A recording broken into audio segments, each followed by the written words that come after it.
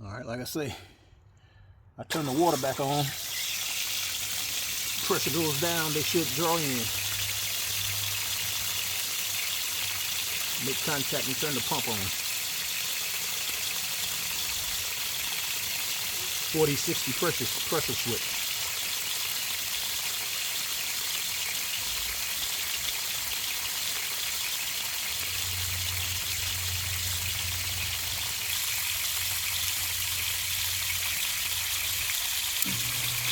There you go.